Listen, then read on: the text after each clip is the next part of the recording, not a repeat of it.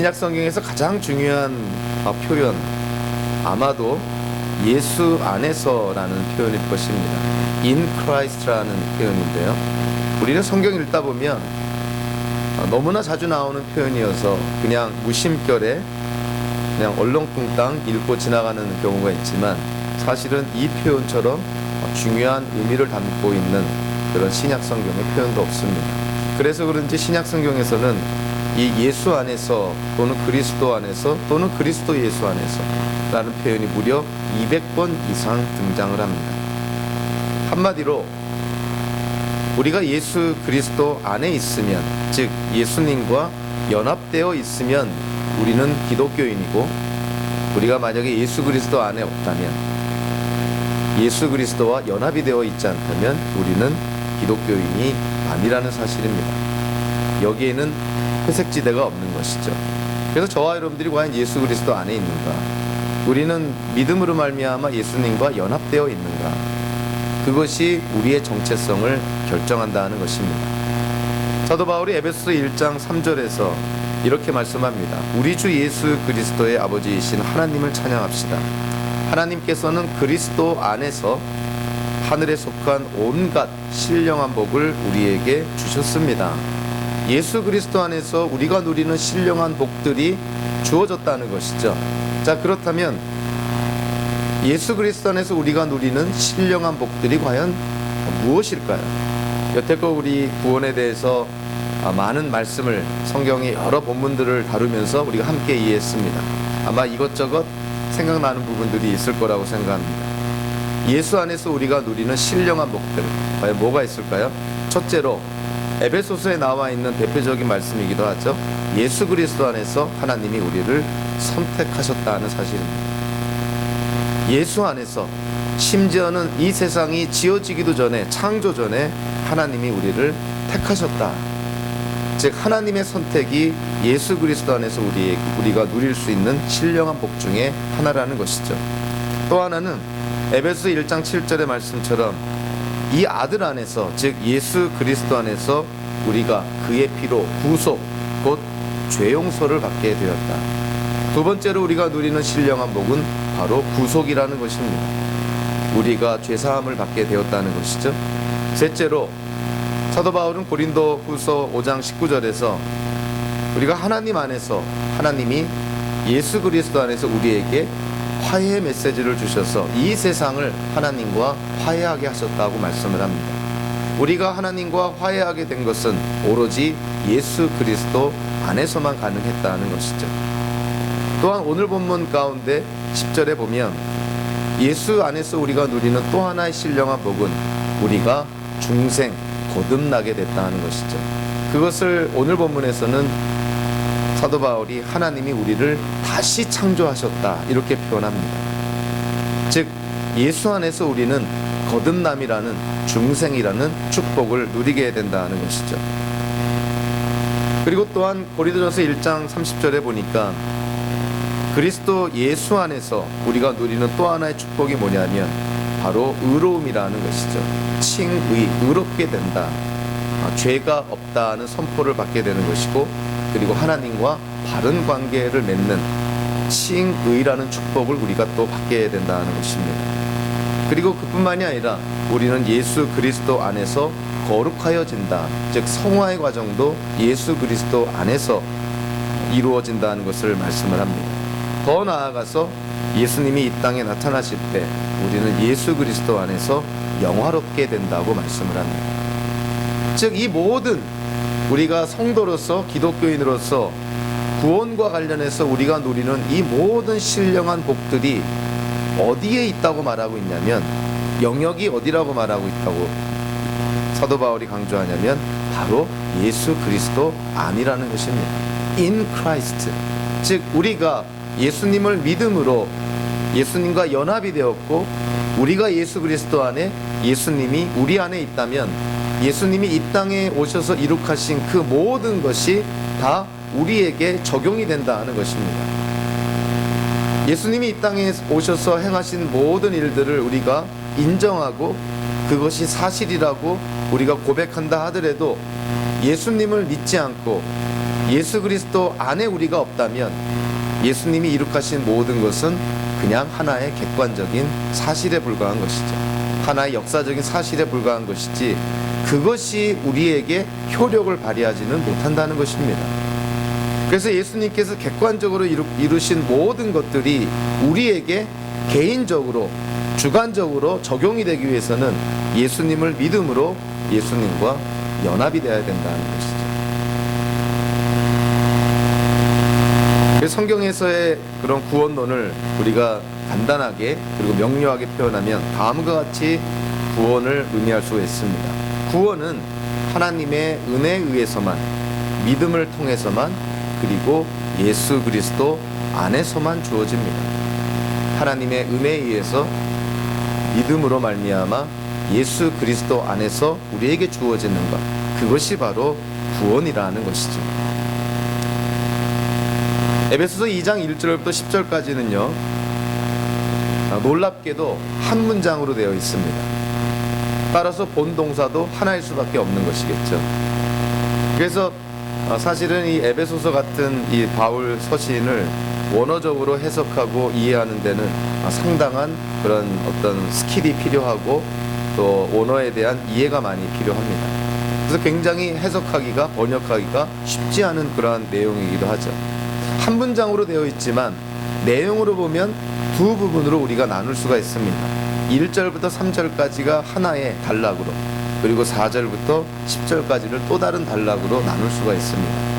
한마디로 1절부터 3절까지는 사도 바울이 무엇을 강조하고 있냐면 우리가 예수 그리스도 안에서 구원받기 이전에, 즉 우리의 옛날 모습을 언급을 합니다. 우리의 옛날 모습이 이랬다는 것이죠. 즉 에베소서라는 편지를 읽고 있는 이 에베소에 있는 기독교인들, 이방인 기독교인들, 그들에게 여러분들이 예수 믿기 전에 이러한 모습이었습니다. 그리고 나서 4절부터 10절까지는 예수 믿고 나서 여러분들이 이러한 신령한 복들을 지금 받아 누리는 존재가 되었습니다. 그렇게 대조적으로 나누어서 설명을 하고 있습니다. 자, 1절부터 3절까지를 보면 여러분도 전에는 허물과 죄로 죽었던 사람들입니다. 그때 여러분은 허물과 죄 가운데서 이 세상의 풍조를 따라 살고 공중의 권세를 잡은 통치자, 곧 지금 불순종의 자식들 가운데서 작용하는 영을 따라 살았습니다. 우리도 모두 전에는 그들 가운데서 육신의 정욕대로 살고 육신과 마음이 원하는 대로 행했으며 나머지 사람들과 마찬가지로 날 때부터 진노의 자식이었습니다. 한마디로 예수 믿기 전에 우리는 죄 가운데 놓여 있었고 하나님의 진노의 대상이었다, 이렇게 말하고 있는 것이죠. 근데 1절부터 3절까지를 제가 굳이 다시 읽은 이유가 뭐냐면 사도 바울이 여기서 이 말씀을 할 때 주어가 또는 사도 바울이 말씀을 전하는 대상이 지금 달라지고 있다는 것을 좀 깨달을 필요가 있습니다. 처음에는 여러분으로 시작을 합니다. 여러분이라 그러면 누구를 의미하는 걸까요? 당연히 이방인들을 의미하겠죠. 그러다가 사도 바울이 우리라고 표현합니다. 우리는 자 누구를 의미합니까? 이방인뿐만이 아니라 유대인도 포함하는 것이죠. 그리고 나서 세 번째로 또 누구를 언급하냐면 나머지 사람들이라고 표현합니다. 모든 인류를 다 포함하는 것이죠. 그러니까 지금 1절부터 3절까지 우리가 예수 믿기 전에 인류의 상태, 인간의 상태는 지금 이러한 죄 가운데 놓여 있고 하나님의 진노의 대상, 하나님께 심판, 징계를 받을 수밖에 없는 그러한 상태에 있다는데 누가 이러한 조건, 이러한 상황 속에 놓여 있냐면 모든 사람이라는 것입니다. 이방인뿐만이 아니고 유대인뿐만이 아니고 모든 사람들이 이와 같은 상황에 놓여 있습니다. 어느 성경학자는 이 에베소서 2장 1절부터 3절은 마치 로마서 1장부터 3장까지를 축소해 놓은 것과 같다. 여러분들 로마서 1장부터 3장까지를 가만히 읽어보면 사도 바울의 그 요점은 똑같습니다.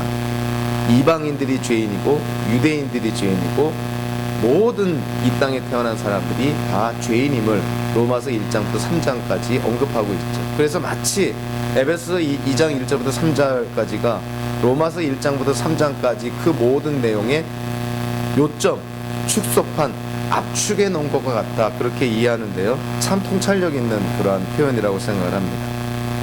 예수 믿기 전에 우리는 과연 어떠한 존재였습니까? 사도 바울이 세 가지로 언급을 합니다. 첫째로 1절에 보니까 여러분도 전에는 허물과 죄로 죽었던 사람들입니다.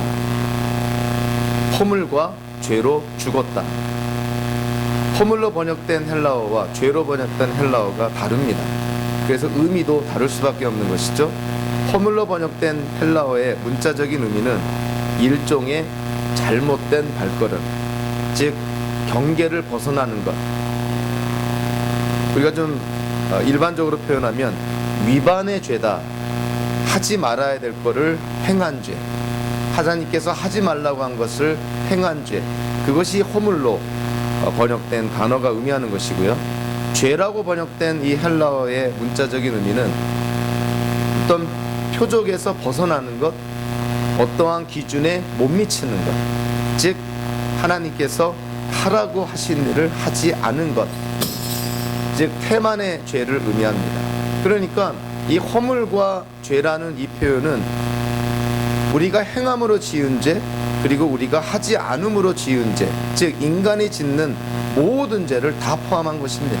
그래서 사도 바울이 예수 믿기 전에 이 땅에 태어난 모든 사람들이 처한 처지가 뭐냐면 그들은 죄로 말미암아 죽을 수밖에 없었던 존재다, 이렇게 말합니다. 물론 여기서 사도 바울이 죽음이라고 묘사한 것은 영적인 죽음을 의미하는 것이죠. 우리는 이미 이사야서를 통해서 죄가 하나님과 우리의 사이를 갈라놓았다, 하나님과의 교제가 끊어졌다, 생명 되시는 하나님과의 관계가 어그러졌으니 인간은 영적으로 죽을 수밖에 없는 존재라는 것을 우리는 이사야서를 통해서 이미 함께 나눠본 적이 있습니다. 여기서도 마찬가지인 것이죠. 죄로 말미암아 우리는 영적으로 죽은 상태다, 이렇게 사도 바울이 선포를 합니다. 적지 않은 사람들이요, 기독교 신학자들 또 역사적으로 봤을 때 예수 믿기 전에 인간의 상태에 대해서 다양한 의견들을 표현합니다. 어떤 사람은 그래도 우리가 선하게 태어나서 영적으로 건강한 상태에 있는 것이 아니냐, 이렇게 낙관적으로 생각하는 사람이 있습니다. 또 한 사람은 우리가 영적으로 건강하지는 못하다, 우리는 지금 영적으로 병들어 있는데 약간의 도움을 받는다면 우리가 영적으로 다시 건강해질 수 있다, 또다시 낙관적으로 이해하는 사람도 있습니다. 그러나 또 다른 부류의 사람들은 사도 바울처럼 우리는 영적으로 죽어있는 상태다, 이렇게 말합니다. 비유적으로 쉽게 얘기하면 어떤 사람이 물에 빠졌다고 생각한다면요, 우리가 영적으로 건강하다고 생각하는 사람은 스스로 헤엄쳐서 그 위기를 극복할 수 있다고 생각하는 사람입니다. 그러나 영적으로 병들어 있다고 생각하는 사람은 물에 빠진 사람이 스스로는 헤엄쳐 나올 수 없지만 누군가가 구명조끼나 구명밧줄을 던져주면 그거를 붙들고 살아날 수 있다고 생각하는 사람입니다. 영적으로 죽어 있다고 생각하는 경우는요, 물에 빠진 사람이 허우적거리는 것이 아니라 완전히 물속에 빠져 들어간 것입니다.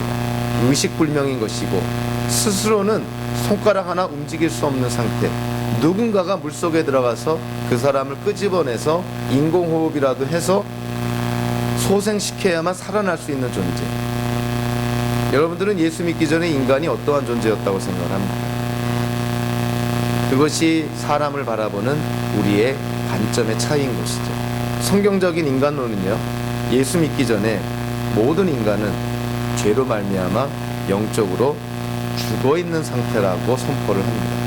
사도 바울이 여기서 에베소에 있는 이방인 기독교인들에게 여러분들이 예수 믿고 지금 구원을 받아 새로운 생명을 갖고 살아가고 있지만 여러분들이 예수 믿기 전에는 여러분들 죽은 존재였습니다. 예수님의 그 유명한 말씀이 있죠. 예수님이 어떤 제자에게 나를 따르라 그랬더니 제자가 자기 아버지의 장례를 치르고 예수님을 따르겠다고 합니다. 거기에 대해서 예수님께서 뭐라고 말씀합니까? 죽은 사람의 장례는 죽은 사람들이 치르게 두어라. 여기서 처음에 나오는 죽은 사람은 육체적으로 죽은 사람이겠죠. 뒤에 나오는 죽은 사람은요, 영적으로 죽은 사람을 의미합니다.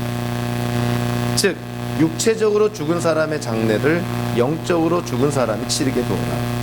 그러니 제자인 너는 나를 따르라, 이렇게 예수님께서 말씀합니다. 사실 하나님으로부터 우리가 다시 태어나서 새로운 생명을 갖고 이 땅을 살아가기 전까지, 성경적으로 우리가 좀 적나라하게 묘사하면요, 예수 믿기 전에 우리의 존재는 살아있는 시체다 이렇게 표현합니다. 살아는 있지만 영적으로 죽어있기 때문에 그런 것입니다. 어떤 사람은 영적 좀비와 같은 존재가 아니었는데 육체는 살아있지만 영적으로 죽어있는 상태. 죄로 말미암아 우리는 하나님과 교제가 끊어졌으니 육신은 살아있지만 영적으로 죽어있으니 사실은 죽은 상태라는 것이죠. 여러분들, 죽은 사람은 인공호흡 한다고 살아나지 않습니다. 죽은 사람은 어떤 의학적인 도움을 준다고 살아나지 않습니다. 의식불명의 사람은 깰 수가 있겠죠. 그러나 죽은 사람은 그런 인공호흡이나 어떤 의학적인 도움으로 깨어나질 않습니다. 죽은 사람이 깨어날 수 있는 유일한 방법은 부활이라는 것밖에 없다는 것이죠. 저와 여러분들이 예수 믿기 전에 우리는 어떠한 상태였습니까? 영적으로 죽은 자들이었습니다. 이 말은 스스로 살아날 수도 없고 이 세상의 방법으로도 살아날 수 없는 존재였다는 것이죠. 영적으로 우리가 부활해야만 우리는 살아날 수 있는 존재. 그렇기 때문에 구원이 하나님께로부터 올 수밖에 없는 것이죠. 우리는 영적으로 죽은 존재라고 사도 바울이 언급할 뿐만이 아니라 오늘 2절과 3절에 보니까 우리는 마치 노예 상태에 있다고 사도 바울이 언급을 합니다. 우리는 어떤 사슬에 묶여 있는 자, 속박을 받고 있는 자, 이렇게 묘사를 합니다. 세 가지를 언급을 합니다. 우리가 이 세 가지, 이 세 종류의 무엇인가에 의해서 우리는 지금 묶여 있는 존재다, 이렇게 얘기를 합니다. 첫째로 2절에 보니까 우리는 이 세상의 풍조를 따라 살고 이 세상의 풍조에 의해서 이 세상의 유행, 이 세상의 어떤 관행, 이 세상의 어떤 철학, 세속주의, 어떤 세속주의적인 세계관, 어떤 이러한 것들에 의해서 우리는 지금 묶여 있다는 거예요. 거기에 따라서 우리는 살아갔던 존재다, 이렇게 얘기를 합니다. 더 나아가서 영적으로 사도 바울이 얘기하는데요, 공중의 권세를 잡은 통치자, 즉 사탄에 우리는 묶여 있는 자들이었다. 예수 그리스도를 믿기 전에 우리는 어둠의 나라에 속해 있었고 사탄이 지배하는 나라에 속해 있었고 사탄의 지배를 받고 있던 자들이었다, 이렇게 얘기를 합니다. 그리고 세 번째로 우리는 육신의 정욕대로 살았던 존재다. 즉 태어날 때부터 우리가 지니고 태어난, 원죄의 결과로 지니고 태어난 죄성 때문에 그 죄성으로 말미암은 하나님 보시기에 옳지 않은 그런 욕심과 탐욕, 정욕들, 거기에 묶여서 우리는 마치 노예처럼 살았던 존재다. 사도 바울이 그렇게 묘사를 합니다. 아마 현대인들이 사도 바울의 이런 말을 들으면 아마 상당히 많이들 기분 나빠할 거라고 생각을 합니다. 이 세상의 풍조에 우리는 묶여 있었고 사탄에 묶여 있었고 우리의 육신에 죄악된 정욕에 묶여 있었던 존재였다는 것이죠. 스스로 풀러날 수 없는, 스스로 우리 자신을 해방시킬 수 없는 묶여 있는 존재, 마치 어떤 체인에 묶여 있는 그러한 존재였다는 것입니다. 우리가 영적으로 죽어 있는 상태, 이러한 것들에 의해서 우리가 노예 상태에 묶여 있는 존재, 그뿐만이 아니라 사도 바울이 오늘 본문에서 3절 후반부에 보니까 우리는 정죄받은 자들이었다, 즉 하나님의 진노의 대상이었다, 이렇게 얘기를 합니다. 3절 마지막에 이렇게 말하죠.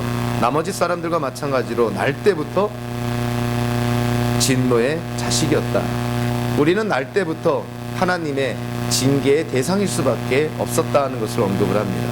즉 우리는 날 때부터 아담과 하와가 지은 그 원죄의 결과를 우리가 짊어지고 태어나니 우리는 이 땅에 죄인으로 태어나니 태어나는 것 자체가 하나님께 진노의 대상일 수밖에 없었다는 것이죠. 참 사도 바울의 이와 같은 그 말씀은 정말 대단한 그런 내용들입니다. 특별히 현대의 그런 세속적인 인간론을 갖고 있는 현대인들에게 있어서 이러한 말들은 기분 나쁠 정도가 아니라 정말 아주 그 불쾌를 떠나서 분노를 자아내게 하는 말씀이기도 하죠. 인간이 태어날 때부터 하나님 앞에 진노의 대상이었다. 사도 바울이 예수 믿기 전에 우리는 어떠한 모습이었는가? 영적으로 죽은 자들이었고 노예 상태에 있었고 죽을 수밖에 없는, 정죄받을 수밖에 없는 하나님의 진노의 자식들이었다. 이렇게 말을 하고 있습니다. 제가 미국에 산 지 거의 30년 가까이 되는데요, 제 집을 산 적이 딱 한 번 있습니다. 아틀란타에서 사역을 할 때 그냥 원래 계획한 것은 아닌데 그냥 떠밀려서 타운하우스를 하나 사게 됐는데, 그때 은행에 이제 대출 론을 받으려고 담당자를 만났을 때 제 크레딧 카드 기록을 이렇게 조사하더라고요. 그 당시에 미국에서 거의 15년 가까이 살았었는데, 그 론을 담당하는 그 사람이 제 15년 동안의 기록을 컴퓨터를 통해서 다 보고 있더라고요. 그러니까 제가 가졌던 모든 뭐 크레딧 카드, 뭐 백화점 카드, 뭐 가스 카드, 뭐 하여간 미국에 와가지고 기록에 남길 만한 모든 것이 그 사람 화면에 다 뜨더라고요. 제가 참 미국에 와서 미국 사회가 좀 설렁설렁해 보이고 좀 틈이 많아 보이고 좀 그런 어떤 좀 부분이 없지 않아 있던데, 그 사람과 만나고 나서 제 생각이 바뀌었습니다. 이 미국이라는 사회가 보기에는 설렁설렁해 보여도 이게 보통 사회가 아니구나. 저 같은 미국에 유학 온 외국 사람이죠. 유학생의 15년의 기록이 컴퓨터에 하나도 빠짐없이 다 기록되어 있습니다. 아주 제가 깜짝 놀랐죠. 보여주더라고요. 이렇게 기록이 다 돼 있다. 한 달 사용했던 가스 카드나 백화점 카드 같은 것도 다 기록이 남아 있습니다. 제가 그걸 보면서 깨달은 것이 있습니다. 우리가 나중에 하나님 앞에 마지막 심판을 받을 때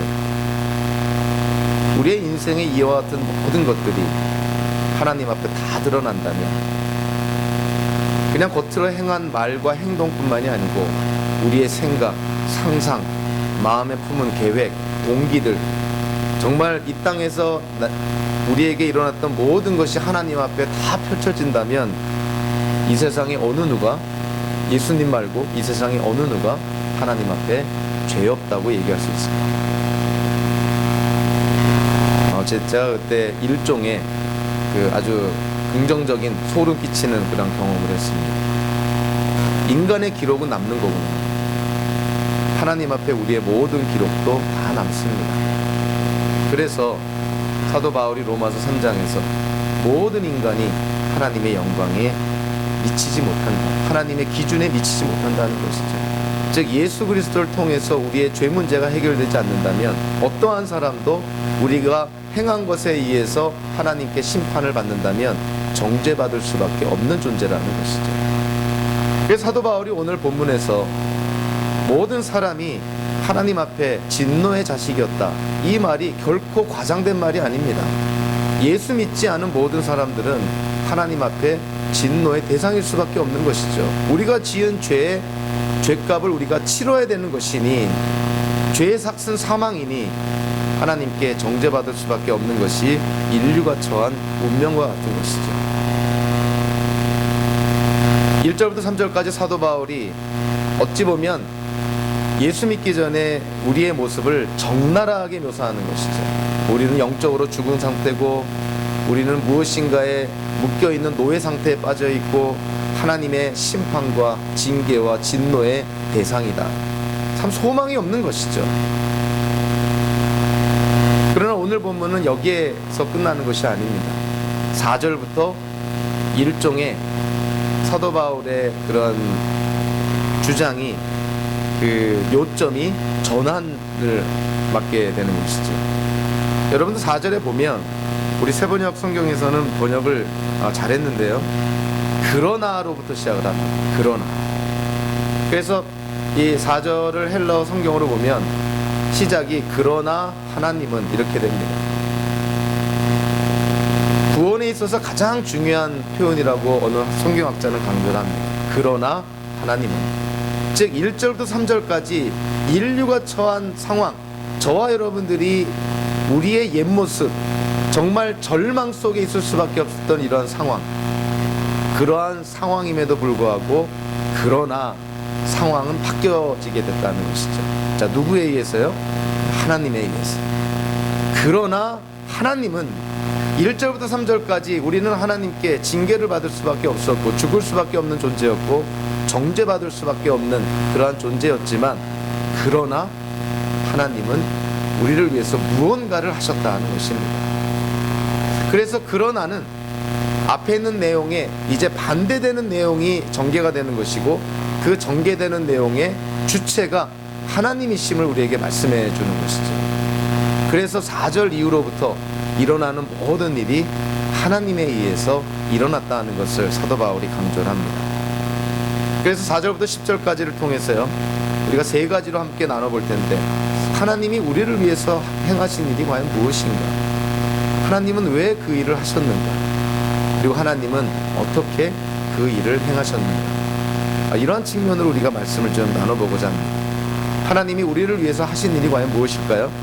5절과 8절에 보니까 거의 똑같은 표현이 나옵니다. 여러분은 은혜로 구원을 얻었습니다. 8절에 보니까 여러분은 믿음을 통하여 은혜로 구원을 얻었습니다. 수동적인 것이죠. 우리가 구원을 성취했다는 것이 아니라 여러분들이 구원을 받았습니다, 이런 것입니다. 그것도 어떻게 해요? 은혜로. 은혜라는 것은 하나님의 선물이라는 것이죠. 하나님의 은혜로, 하나님께서 그냥 선물로, 지금 이 에베소서를 읽고 있는 에베소서의 그런 이방인 기독교인들, 또 유대인 기독교인들에게 여러분들이 구원을 받은 것은 하나님의 은혜로 받은 것입니다. 여기서 이 구원을 받았다는 이 표현이요, 현재 완료형을 씁니다. 과거에 여러분들이 예수 믿고 구원을 받았는데 그 효과가 지금도 유효하고 있습니다. 저와 여러분들에게도 마찬가지로 얘기하는 것이죠.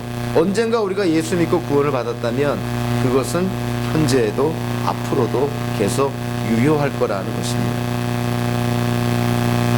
사도 바울이 구원이 하나님의 은혜임을 우리에게 말씀해 주고 나서요, 8절에 보니까 이것이 하나님의 선물이라고 또 강조를 합니다. 이거를 성경적으로 우리가 이해할 수도 있고 문법적으로 이해할 수도 있습니다. 자, 문법적으로 바라보면, 자, 이것은 중성인데요, 적지 않은 학자들이 이것이 가리키는 것이 바로 그 앞단어인 믿음이라고 얘기를 합니다. 자, 그런데 문법적으로 조금 문제가 있는 것이, 이것은 중성인데 믿음은 여성입니다. 그러니까 이 헬라어는 젠더, 성이 있는데 중성이 여성형 명사를 지칭한다는 것이 문법적으로 맞지 않다는 것이죠.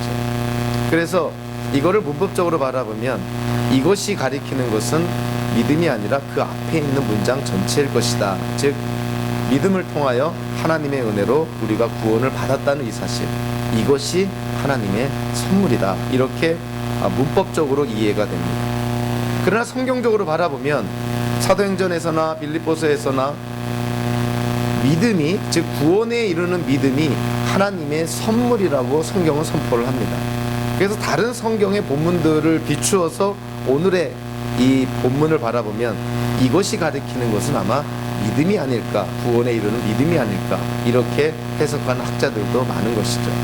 어떻게 해석을 하든 간에 믿음을 가리키던 아니면 그 앞에 있는 모든 문장을 가리키던 직접적이든 간접적이든 믿음은 하나님의 선물이라고 사도 바울이 강조를 합니다.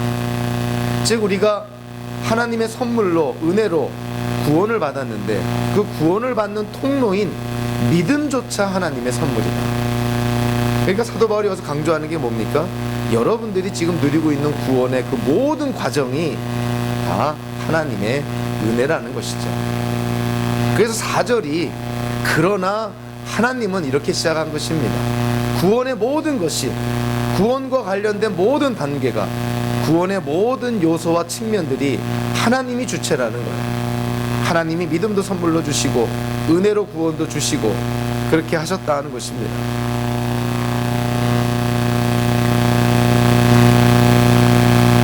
사도 바울이 5절과 8절에서 여러분들이 은혜로 그리고 믿음으로 말미암아 구원을 받았습니다. 이렇게 말하면서 5절과 6절에서 그거를 좀 구체적으로 설명을 합니다. 사실 아까도 얘기했지만 에베소서 2장 1절부터 10절까지가 한 문장으로 되어 있다고 그랬죠. 그렇다면 본동사가 어디에 있을까 궁금한데요. 본동사가 바로 5절과 6절에 등장을 합니다. 이것이 본동사입니다. 세 개의 본동사가 등장을 합니다. 자, 5절과 6절에 등장하는 세 개의 본동사. 사도 바울이요, 특별히 헬라어적으로 보면 단어들을 합성을 해서 자기의 뜻을 잘 표현하기 위해서 합성어를 만듭니다. 그것이 뭐냐면 5절과 6절에 함께 살려주셨다, 두 번째가 함께 살리셨다, 세 번째가 함께 앉게 하셨다. 하나님이 우리를 예수님과 함께 살려주셨고, 예수님과 함께 살리셨고, 예수님과 함께 앉게 하셨다는 것입니다. 이것이 본동사입니다. 즉 2절 1절부터 10절까지 어찌 보면 가장 중요하다는 것이죠. 사도 바울이 여러분들이 하나님의 은혜로 구원을 받았는데 그 구원을 받은 데에는 어떠한 역사적인 사건이 있냐면 여러분들이 예수님과 함께 부활했고, 여러분들이 예수님과 함께 승천했고, 여러분들이 예수님과 함께 보좌에 앉았습니다. 특히 여기서 함께 살려줬다, 함께 살리셨다, 함께 앉게 하셨다는 것을 다 과거형으로 표현합니다. 즉 과거에 예수님의 사역 속에서, 예수님의 인생 속에서 일어났던 사건들을 지목하는 것이죠. 즉 예수님이 부활하실 때 여러분들 같이 부활했습니다. 예수님이 승천하실 때 여러분들 같이 승천했습니다. 예수님이 보좌에 앉으실 때 여러분들 같이 보좌에 앉았습니다. 그래서 여러분들은 은혜로 구원을 받은 자들입니다. 사도 바울이 구원과 관련돼서 이렇게 은혜를 강조하는 것이죠. 은혜로 구원을 받았습니다. 은혜로 믿음을 선물로 받았습니다. 여러분들 하나님의 은혜로 예수님과 함께 부활하고 승천하고 보좌에 앉았습니다. 여러분들은 구원받은 자들입니다. 구원이라는 것이 다 하나님의 은혜라는 것이죠. 우리가 잘 아는 C.S. 루이스라는 사람이 어떤 그 종교 컨퍼런스에 참석을 했다가 자기가 찾아가는 방을 잘못 찾아서 엉뚱한 방에 들어가게 됐습니다. 근데 그 방에서 그 논의하고 있던 내용이 뭐냐면 기독교가 다른 종교와 다른 점이 과연 무엇이냐 하는 점에 대해서 이슈를 갖고 토의 중에 있었다는 것이죠. 다른 종교에도 일종의 성육신 같은 사건은 있었고 그런 현상이 있었다고 주장을 하고, 다른 종교에도 부활과 같은 그러한 사건, 물론 성경적인 부활은 아니겠지만 어쨌든 부활의 현상과 같은 것이 있다고 그럽니다. 그래서 이 사람들이 종교 학자들이 모여가지고 그렇다면 도대체 기독교가 다른 종교랑 차별되는 것이 무엇인가, 구별되는 것이 무엇인가, 이들이 계속 논란 속에 있을 때 어떤 사람이 C.S. 루이스를 알아보고 C.S. 루이스에게 묻습니다. 당신이라면 기독교가 다른 종교와 차별되는 것이 뭐라고 생각합니까? C.S. 루이스가 즉각적으로 대답했다 그러죠. 기독교만이 은혜의 종교입니다. 다른 종교는 다 율법적이라는 것이죠. 다른 종교에서 주장하는 구원은 다 행위 구원이라는 것이죠. 선을 행해야만, 악을 행한 것보다 선을 더 많이 행해야만 구원을 받는다는 것이 행위 구원, 다른 종교가 주장하는 구원론인데 기독교만이 은혜 구원이라는 것입니다. 기독교만이 행위로 구원받는 것이 아니라 하나님의 은혜로, 하나님이 선물로 주시는 구원을 누리는 종교가 기독교라는 것이죠. 고대 그리스로부터 유래한 속담이죠. 하늘은 스스로 돕는 자를 돕는다. 뭐 어떤 의미로 보면 성경적인 그런 의미도 있는 것 같습니다. 하늘은 스스로 돕는 자를 돕는다. 어찌 보면 세속적인 그러한 격언인 것이죠. 성경적인 격언으로 보면 어떻게 됩니까? 사도 바울이 만약에 이 말씀을 성경적으로 바꾼다면 하나님은 스스로 도울 수 없는 자를 도우시고 심지어는 하나님의 거룩한 법을 어긴 죄인들까지 도우십니다. 이것이 세속적인 속담과 성경적인 진리와의 차이점인 것이죠. 하늘은 스스로 돕는 자를 돕는다 했지만 성경은 스스로 도울 수 없는 무력하고 무기력한 그러한 우리들을 하나님이 도우시고 더 나아가서 하나님 앞에 죄를 지은 죄인들까지도 하나님이 도우신다는 것이 성경의 가르침입니다. 그래서 1절부터 3절까지 우리가 죄인일 수밖에 없었고 하나님의 진노를, 하나님의 징계, 죽을 수밖에 없었던 우리가, 그러나 하나님께서 우리에게 구원을 선물로 주시고 믿음을 선물로 주시고 예수 그리스도와 연합하게 하셨다는 것입니다. 하나님께서 왜 우리에게 이렇게 구원을 허락해 주실까요? 첫째로 4절부터 7절까지를 보니까 하나님의 성품이 언급이 됩니다. 성품적으로 하나님은 우리에게 구원을 허락해 주시는 분이라고 사도 바울이 강조를 합니다. 4절부터 7절까지 하나님의 성품이 4가지가 나오는데요. 첫째는 자비라고 표현하고 있죠. 하나님은 자비하신 하나님. 둘째로 하나님은 사랑이 많으신 하나님. 셋째로 하나님이 은혜로우신 하나님. 넷째로 7절에 자비라고 표현했지만 원어적으로 보면 자비라는 표현보다는 친절한 kindness라고 표현하는 게 맞습니다. 그래서 하나님이 성품적으로 이러신 분이라는 거예요. 자비로우시고 사랑이 많으시고 은혜로우시고 친절하신 하나님. 그러니 죄인까지도 용서해 주시려고 하고 죄인을 구원하시려고 했다는 것입니다. 또 7절에 보니까 하나님께서 우리를 구원하신 목적이 하나님의 풍성한 은혜를 보이시기 위해서, 오는 세대에 하나님의 은혜를 풍성하게 드러내 보이시기 위해서 우리를 구원해 주셨다고 사도 바울이 강조합니다.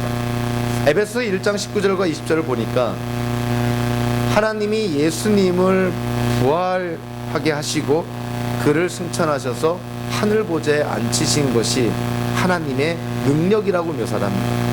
즉 하나님의, 그러니까 예수님의 부활, 승천 그리고 좌정하시는 이 사건은 하나님의 능력을 나타낸다는 것이죠.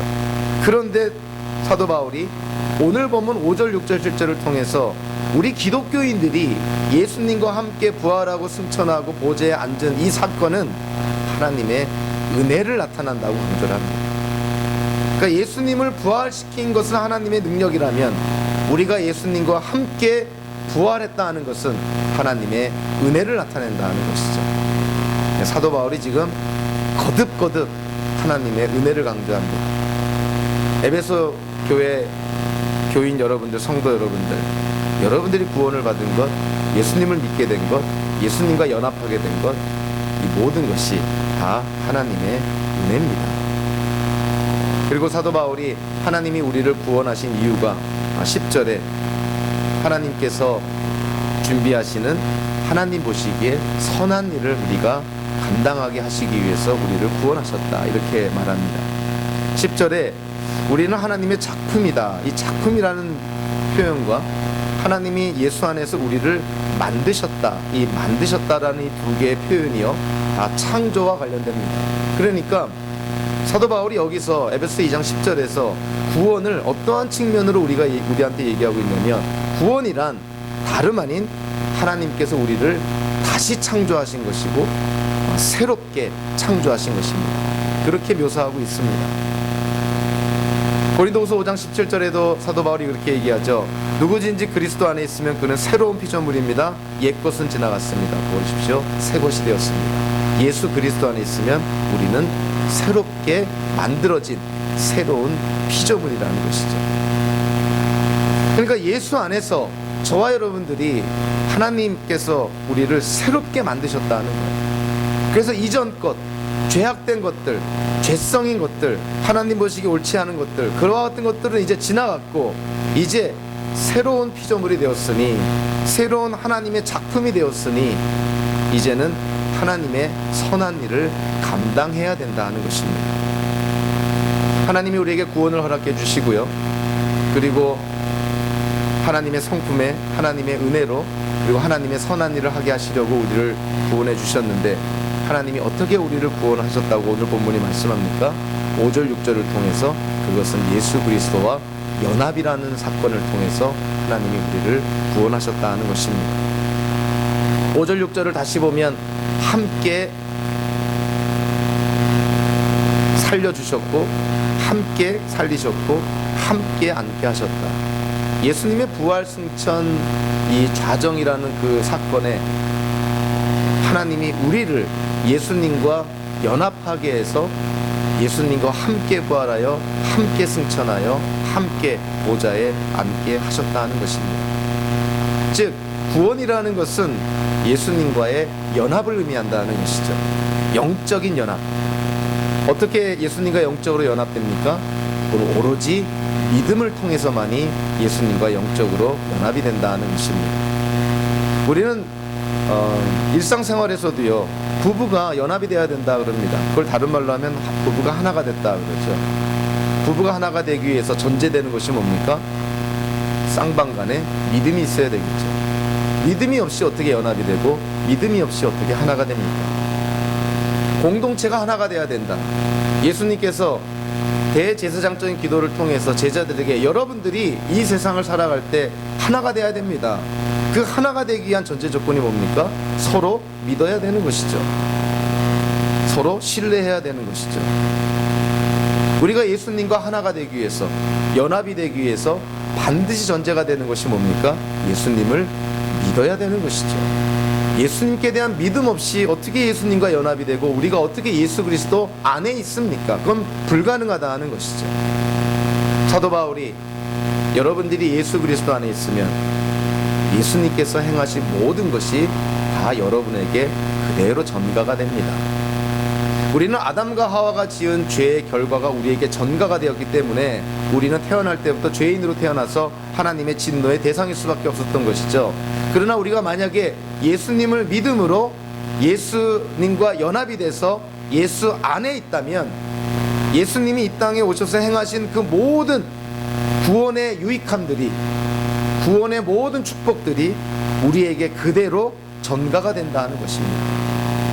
그래서 예수 그리스도 안에만 생명이 있다는 것이죠. 그것이 기독교에서 목숨 걸고 지켜야 되는 예수님의 유일성인 것입니다. 예수 그리스도 안에만 생명이 있노라. 예수님과 연합이 되어야만, 예수 그리스도 안에 있어야만 우리는 구원을 누리게 되고 구원의 신령한 축복들을 우리가 받아 누리게 된다는 것이죠. 개혁주의 신학을 대표하는 칼빈의 5대 교리 가운데 하나가 제한된 속죄라는 표현이 있습니다. Limited Atonement라는 표현입니다. 예수님께서 십자가상에서 이룩하신 속죄, 즉 우리의 죄사함을 위해서 우리의 죄의 대가를 대신 치르시고 돌아가신, 대속의 죽음을 당하신 그 예수님께서 이룩하신 그 속죄, 그것은 리미티드 됐다는 거예요. 제한됐다는 것입니다. 이 땅에 태어난 모든 사람들에게 허락된 것이 아니라 예수님께서 이룩하신 그 속죄는, 죄사함은 누군가에게 리미티드, 제한됐다는 것이죠. 누구에게 제한됐다는 겁니까? 예수를 믿고 예수님과 연합된 예수 그리스도 안에 있는 기독교인들에게 제한됐다는 것입니다. 예수님의 죽음이 믿지도 않는 자들에게 적용이 되어서 낭비되는 일은 없다는 것이죠. 예수 그리스도 안에 있을 때, 예수님과 연합이 되어 있을 때 예수님께서 우리에게 주시는 그 모든 신령한 축복들을 우리가 누리게 됩니다. 우리는 지난 주일에 구원의 확신에 대한 그 대표적인 암기 구절을 같이 외웠는데요. 요한일서 5장 11절 12절에 보면 그 증언은 이것이니 곧 하나님이 우리에게 영원한 생명을 주셨다는 것과 바로 이 생명은 그 아들 안에 있는 것입니다. 영생이 그 아들 안에 있다. 구원과 영생이 예수 그리스도 안에만 있다는 것입니다. 그래서 그 아들을 모시고 있는 사람은, 다른 말로 하면 그 아들과 연합이 되어 있다면 그에게는 생명이 주어지는 것이고, 만약에 하나님의 아들과 연합이 되어 있지 않다면, 즉 하나님의 아들을 모시고 있지 않는다면 생명은 없다는 것입니다. 성경의 말씀은, 성경에서 우리에게 주는 진리의 말씀은 너무나 명료합니다. 예수 그리스도 안에만 생명이 있습니다. 그래서 예수님을 믿음으로 예수님과 영적으로 연합이 되어서 예수님이 우리 안에, 우리가 예수 그리스도 안에 있다면 예수님 안에 있는 구원과 생명이 우리에게 주어진다는 것이죠. 우리는 오늘 본문에서 성경에서 처음부터 끝까지 신비하게 계속 등장하는 두 개의 요소, 모순되는 것 같지만 두 가지를 다 인정할 수밖에 없는 요소, 하나님의 주권과 인간의 책임이 오늘 본문에도 적나라하게 나타납니다. 우리는 여태껏 하나님의 주권에 대해서 강조했습니다. 오늘 본문에서 가장 중요한 표현이 뭘까요? 잔 스타트 목사님은 오늘 이 본문에서 가장 중요한 표현이 4절에 그러나 하나님, 또 하나는 5절과 8절에 은혜로 두 개의 표현을 듭니다. 그러나 하나님, 그리고 은혜로. 이것이 오늘 본문의 가장 중요한 표현이라는 것입니다. 근데 이 두 개의 표현은 어디에 초점을 맞춘 표현이냐면 하나님의 주권에 초점을 맞춘 표현이죠. 구원과 관련돼서 하나님이 주도권을 갖고 구원을 우리에게 허락해 주신다는 것입니다. 그러나 하나님은 은혜로 우리를 구원해 주셨다는 것이죠. 그러나 오늘 본문은 이 하나님의 주권만을 강조하는 것이 아닙니다. 2절과 10절에 보면 일종의 수미상관식이라 그러죠. 시작과 끝에 같은 내용 또는 같은 단어를 사용함으로 말미암아 이것이, 이 단어나 이 내용이 이 전체 단락에 아주 중요하다는 강조하는 그런 문학적인 기법, 수미상관식을 사용을 합니다. 자, 2절에 보니까 우리가 예수 믿기 전에 우리는 어떠한 존재였다고 말하고 있습니까? 이게 이제 번역을 한 거기 때문에 같은 단어가 여러 번 반복이 됐지만 사실은 한 단어가 사용이 됩니다. 그때 여러분은 허물과 죄 가운데서 살았습니다. 예수 믿기 전에 우리가 어땠다고요? 허물과 죄 가운데서 살았습니다. 하나님 보시기에 위반의 죄를 짓고 태만의 죄를 짓는 허물과 죄 가운데 사는 것, 누구한테 책임이 있습니까? 우리가 허물과 죄 가운데 살았을 때, 그것이 깨달아졌을 때 여기에 대한 책임은 누가 져야 되는 것이죠? 맞습니다. 저와 여러분들이 지는 것이죠. 우리에게 책임이 있습니다. 허물과 죄 가운데 살았던 것은 다른 사람에게 책임이 있는 것이 아닙니다. 더더군다나 하나님께 책임이 있는 것이 아닙니다. 우리에게 책임이 있습니다. 예수 믿기 전에 우리가 어땠다고요? 허물과 죄 가운데 살았습니다. 우리의 책임이라는 것이죠. 그러나 이제 예수 믿고 하나님께서 허락하신 구원을 받아 누린 자로서 우리는 이제 어떻게 살아야 된다고요? 10절에 보니까 하나님께서 이렇게 준비하신 것은 우리가 선한 일을 하면서 살아가게 하시려는 것입니다. 2절에서 살았다, 10절에서 산다, 같은 단어입니다. 그러니까 예수 믿고 나서 우리가 어떻게 살아야 된다고요? 하나님께서 계획하신 선한 일을 하면서 살아야 된다는 것이죠. 그러면 하나님께서 준비하신 선한 일을 사는 것이 누구의 책임입니까? 우리의 책임인 것이죠. 예수 믿기 전에 허물과 죄로 허물과 죄 가운데 살았던 것 우리의 책임이었죠. 예수 믿은 후에 하나님의 선한 일을 감당하며 사는 책임이 또한 우리에게 주어졌다는 것입니다. 구원이 하나님께로부터 주어집니다. 그러나 구원에 합당한 열매, 구원에 합당한 증거는 우리의 삶을 통해서 나타나는데 그것은 우리의 책임과 관련이 있다는 것이죠. 여러분들 하나님의 은혜로 구원을 받았음을 확신합니까? 자, 그렇다면 구원받은 자로서 이제 어떻게 살 것입니까? 그것은 여러분의 책임이라는 것이죠. 그래서 오늘 본문에도 압도적으로 하나님의 그런 주권, 하나님의 은혜를 강조하지만 그럼에도 불구하고 사도 바울은 구원받은 자로서 이 땅을 하나님의 자녀로 살아간다는 자, 즉 예수님과 연합되어서 예수 그리스도 안에서 이 땅을 살아가는 자는 하나님의 선한 일을 감당하며 사는 자입니다. 그 책임이 성도들에게 있다는 것이죠. 구원은 곧 예수님과의 연합을 의미합니다. 예수님을 믿음으로 예수님과 연합될 때 우리는 예수 안에서 구원의 풍성한 유익과 축복을 누리게 됩니다. 지금 이 자리에 있는 분들 가운데서 이미 우리에게 유일한 생명 되시는 예수 그리스도를 믿음으로 그분과 연합이 되어 있다면 예수 그리스도 안에서 우리에게 주어지는 구원과 영생을 확신해야 됩니다. 예수를 믿으면서 구원과 영생에 대해서 확신이 없다면 그거는 하나님께 또 다른 죄입니다. 하나님이 주시겠다고 약속한 것을 믿지 못한다면 그것 또한 하나님께 죄가 되는 것이죠. 우리가 예수를 믿었다면, 예수님과 영적으로 연합되어 있다면, 우리가 예수 그리스도 안에 있다면 예수님 안에서 주어지는 구원과 영생의 축복을 확신해야 되는 것이죠. 그러나 만약에 여기 계신 분들 가운데서 아직 예수님을 믿지 않은 분들이 있다면 속히 예수님을 믿으셔야 됩니다. 그리고 예수님을 믿음으로 예수 안에 주어진 그런 구원과 영생, 그 신령한 축복들을 받아 누리셔야 된다는 것이죠. 다른 방법이 없습니다. 우리가 구원과 영생, 우리에게 허락하시는 하나님의 그런 신령한 축복들을 받아 누리는 유일무이한 방법은 예수님을 믿음으로 예수 그리스도 안에서 예수님과 연합함으로 말미암아 우리에게 주어집니다. 그와 같은 축복이, 그와 같은 확신이 저와 여러분들의 삶 속에서 온전히 증거로 나타나기를 주님의 이름으로 축원합니다. 기도하겠습니다. 고마우신 하나님,